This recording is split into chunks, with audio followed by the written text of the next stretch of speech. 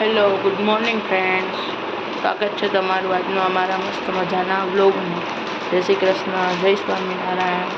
શું કરે ક્રિશા? ક્રિશાને ગિફ્ટમાં આવ્યું છે ગોળણીમાંથી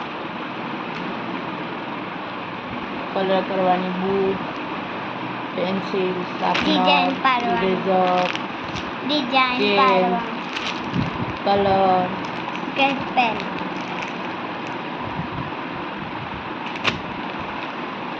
મામાને ઘરે મજા આવે તોફાન કરવાની. ક્રિશાને તો બધાય મજા આવે, ઘરે મજા આવે, મામાને મજા આવે. કા ક્રિશા? ફ્રેન્ડ હોય એટલે મજા આવે. ભાઈ જોડે તો મજા આવે ને. ભાઈ જોડે મજા આવે. પછી તે બીજું શું? ક્રિશાનું નવું ટેન્ટ હાઉસ છે અને આ ફોન.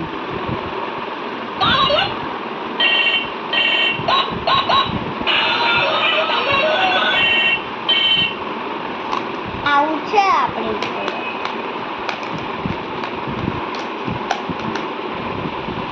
ક્રિશા, જમવાનું શું બનાવવાનું છે આજે? દાલ ફ્રાય જીરા રાઈસ. બહુ ભાવે?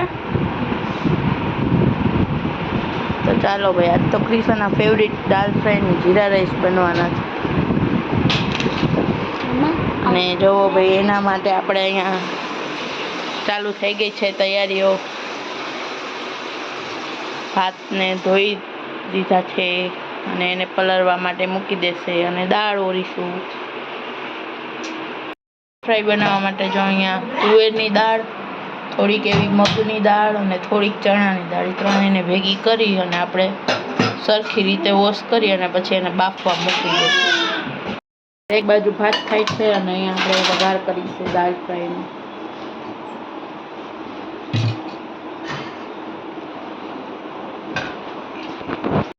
પહેલાં નાખી દીધું છે તેલ વઘાર માટે અંદર. અને અહીંયા એના માટે આપણે ડુંગળી, લસણ ને બધું કરી રાખ્યું છે, ટામેટા.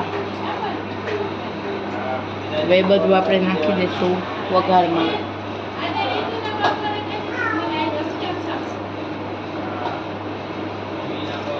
જીરું નાખ્યું અને હિંગ.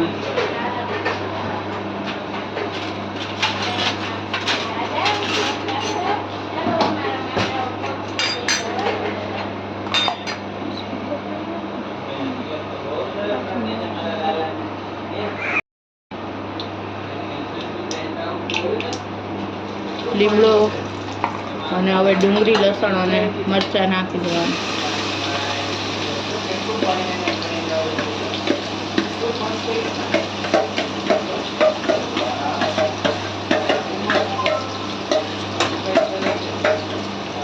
એને થોડીક વાર સતળાવા દઈશું. એમાં દાળ આપણે જે ઝેરી હતી એ દાળ નાખી દેવાની અંદર.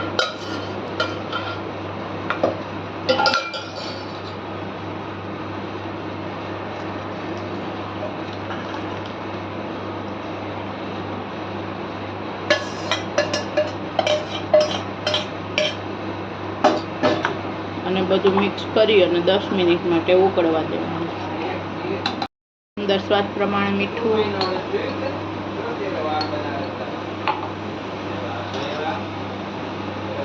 હળદર, મરચું, બધા મસાલા કરી દેવાના અને સેજ વાર માટે ચડવા દેવાના. એમાં દાળ આપણે જે ઝેરી હતી એ દાળ નાખી દેવાની અંદર.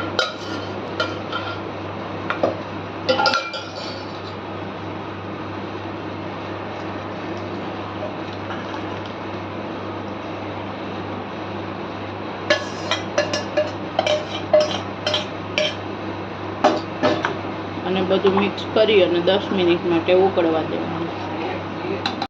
છે દાળ ફ્રાય જીરા રાઈસ અને સાથે છે પાપડ અને છાશ. તો ચાલો બધા જમવા માટે. ક્રિશા